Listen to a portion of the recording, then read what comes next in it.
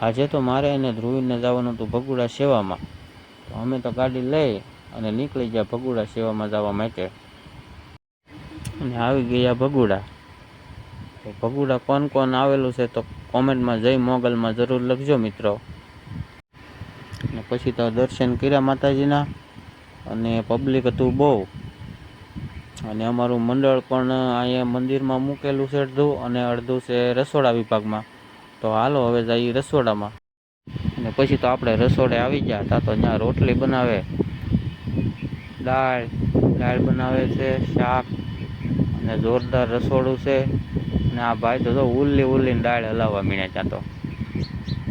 અને આ ભાઈ તો રોટલીનો લોટ બાંધવા મીણ્યા મશીનમાં.